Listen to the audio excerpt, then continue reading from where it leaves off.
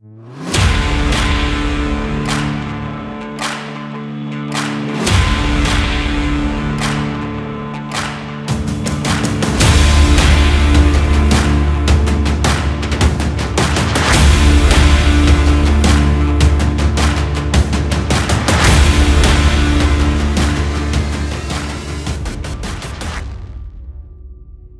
हलचल भरे शहर के बीचों बीच, जहां सूरज शायद ही कभी चमकता हो और सड़कें हमेशा धूसर रंग में डूबी रहती हों, कुछ अजीब होता है। परछाइयां फुसफुसाती हैं। वे सिर्फ अपने मालिकों की नकल नहीं करती, उनकी अपनी आवाजें, रहस्य और राय होती हैं।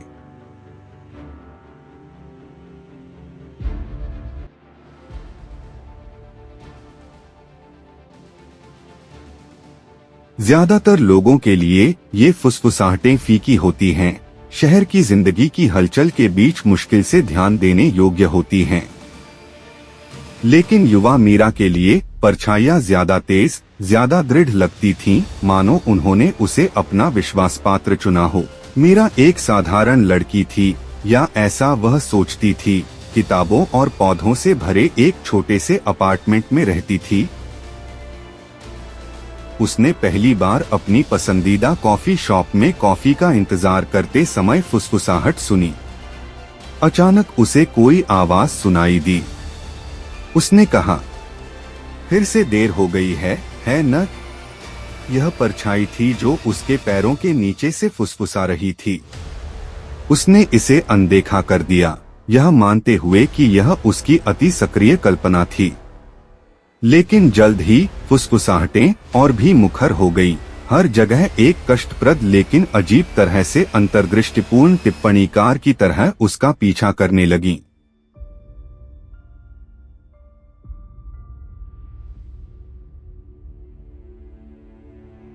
मीरा की परछाई कोई साधारण परछाई नहीं थी। उसकी अपनी राय थी, अनचाही सलाह थी और असुविधाजनक सत्य को उजागर करने की क्षमता थी। क्या तुम्हें सच में लगता है कि तुम कभी वह उपन्यास पूरा कर पाओगी जिसके बारे में तुम बात करती रहती हो? मीरा की परछाई ने उससे पूछा जब वह अपनी डेस्क पर बैठकर लिख रही थी। परछाई की आवाज सुनकर मीरा चौंक गई और लगभग अपनी कुर्सी से गिर पड़ी। फिर परछाई की आवाज ने उसे बताया कि उसने मीरा को दिन में दूसरा डोनट चुपके से खाते हुए देखा था। मीरा डर गई और उसे लगा कि परछाइयां उस पर जासूसी कर रही हैं। यह हर सुबह होता रहा। परछाई की बात में दम था, हालांकि मीरा कभी इसे स्वीकार नहीं करती। पहले तो उसे उसकी अंतर्दृष्टि परेशान करने वाली लगी, लेकिन समय के साथ वह सुनने लगी। आखिरकार उसकी परछाई से बेहतर उसे और कौन जान सकता है।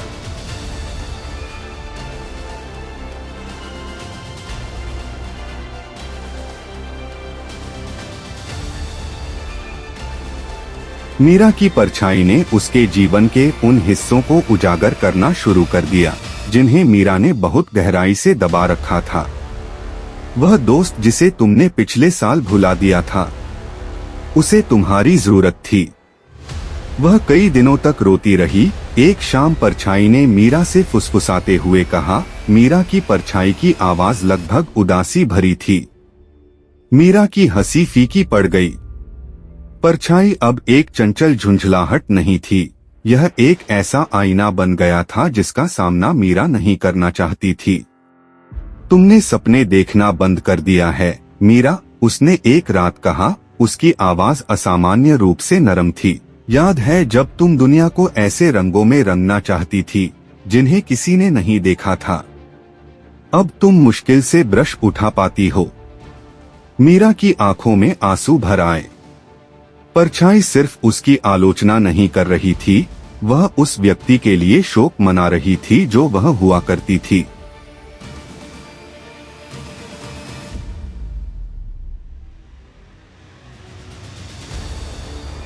फिर एक दिन मीरा की परछाई ने कुछ ऐसा कहा जिसकी मीरा ने कभी उम्मीद नहीं की होगी। क्या तुम अपनी जगह बदलना चाहोगी? उसने पूछा। यह सवाल हवा में एक भारी बादल की तरह लटका हुआ था। अपनी जगह बदलना। मीरा को यह भी नहीं पता था कि इसका क्या मतलब है। मीरा झिझकी, उसे समझ नहीं आया कि उसे हंसना चाहिए या रोना चाहिए। परछाई ने कहा, तुमने इस जीवन को बहुत लंबे समय तक ढोया है। शायद तुम चीजों को मेरे नजरिए से देखना चाहोगी। मीरा स्तब्ध रह गई। क्या यह एक जाल था या यह एक अवसर था? इससे पहले कि वह कुछ तय कर पाती, परछाई ने ठहाका लगाया। एक ऐसी गहरी आवाज जिसने उसकी रीढ़ की हड्डी में सिहरन पैदा कर दी और फुसफुसाया, इसके बारे में सोचो।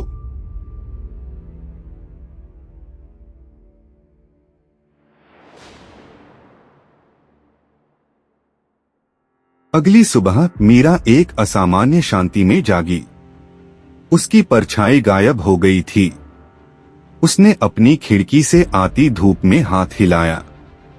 कोई परछाई नहीं आई। पहले तो उसे मुक्ति का एहसास हुआ। अब कोई अनचाही सलाह नहीं, कोई कठोर सच्चाई नहीं। लेकिन जैसे जैसे दिन हफ्तों में बदलते गए, मीरा को एक खालीपन महसूस होने लगा। सन्नाटा बहरा कर देने वाला था। उसे परछाई की आवाज याद आ रही थी। हाँ, यह कष्टप्रद था, लेकिन यह उसका मार्गदर्शक, उसका विवेक, उसे याद दिलाने वाला व्यक्ति भी था कि वह क्या बन सकती है।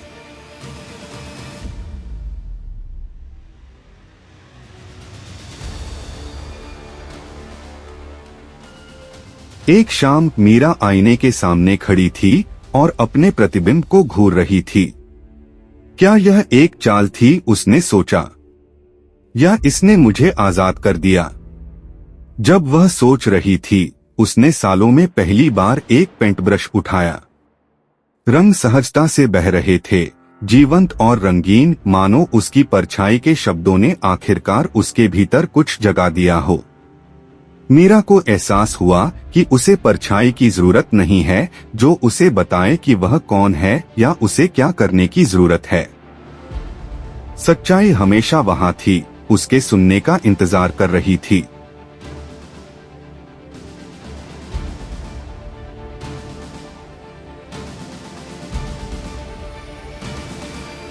और इस तरह मीरा ने अपना जीवन नए सिरे से जिया, किसी ऐसे व्यक्ति की तरह नहीं जो अपनी परछाई की सच्चाई से दबा हुआ हो, बल्कि ऐसे व्यक्ति की तरह जो उनका सामना करने से नहीं डरता। एक ऐसे शहर में जहां परछाइयां चुपके से फुसफुसाती थीं, मीरा समझ गई कि उसे जिस सबसे ऊंची आवाज को सुनने की जरूरत थी, वह उसकी अपनी थी। कभी कभी सबसे महत्वपूर्ण सत्य हमारे उन हिस्सों से आते हैं जिन्हें हम अनदेखा करने की कोशिश करते हैं। सवाल यह है कि क्या हम सुनने के लिए पर्याप्त साहसी हैं? जैसे ही शहर में सूरज डूबा, मीरा की परछाई वापस लौट आई, चुप और शांत, और पहली बार उसने बस उसका अनुसरण किया।